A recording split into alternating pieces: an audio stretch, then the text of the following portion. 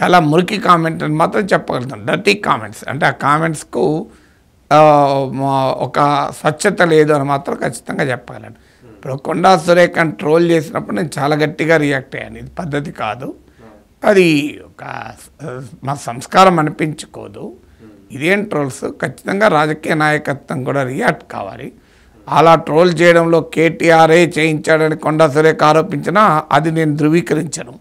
కానీ రాజకీయ నాయకత్వం ఇలాంటివి చేయకూడదు అని తన అనుచరులకు తమ పార్టీ అభిమానులకు పిలిపివ్వాలి అని చాలా క్లియర్గా మాట్లాడలేదు. ఇది అన్యాయం. ఇది ఒక మహిళనే కాదు, ఎవరినైనా పర్సనల్గా అన్యాయంగా మాట్లాడకూడదు. ఇది పొరపాటు. ఇద్దరు రెస్పెక్టబుల్ పొలిటీషియన్స్ కొండా సురేఖ కానీ రఘునందన్ కానీ ఒక పూలదండ వేస్తే దానికి రకరకాల వ్యాఖ్యలు చేయడం చాలా అభ్యంతరకరమని గట్టిగా రియాక్ట్ అయ్యాను. ఆ దశ దాటి ఇప్పుడు కొండా సురేఖ చూసిన వ్యాఖ్యలు చూశాను, చాలా అభ్యంతరకరం. ఏ ఆధారాలు లేకుండా ఎవరిపైన ఏది పడుతుంది మాట్లాడితే ఇక్కడ ఒక్కరే కాదు కదా, దానివల్ల కొన్ని సినీ కుటుంబాలు కూడా రంగంలో వస్తున్నాయి.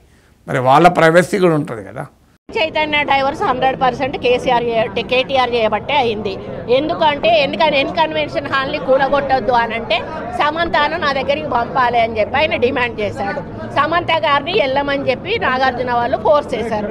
సమంత నేను వెళ్ళను అనింది. వెళ్ళను అంటే వాళ్ళు చెప్తే వింటే విను, లేకపోతే వెళ్ళిపోండి డైవర్స్ ఇచ్చారు. అది ఓపెన్ సీక్రెట్. అది అందరికీ కూడా ఇంటర్నల్గా మీడియా వాళ్ళంతా వాళ్ళకి ఎవరికి ఇండస్ట్రీ వాళ్ళందరికీ కూడా తెలుసు. ఈరోజు సమంత జీవితం అన్యాయం కావడానికి 100% కేటీఆరే కారణం. ఇప్పుడు వాళ్ళ ప్రైవసీ సంగతి ఏంటి?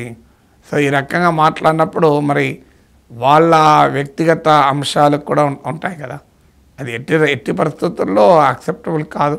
కారణం ఏమైతే ఎందుకు ఈ పర్సనలైజ్ అవుతుందంటే ఈ సోషల్ మీడియాలో ఒకరు రెచ్చిపోయి ఒక దశ దాటిపోతున్నది. రాజకీయ నాయకులు విధానాల మీద కాకుండా ఇలాంటి చాలా వ్యక్తిగతమైన అంశాలపైన మాట్లాడుకోవడం అనేది ఒక అలవాటుగా మారింది.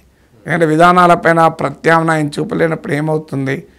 రాజకీయం అనేది ప్రజల చుట్టూ జరగాలి. రాజకీయం అనేది సమాజానికి మేలు ఎలా చేయడం అన్న దానిపైన జరగాలి. రాజకీయాలు అనేది ఈ రకమైన విషయం కాదు కదా.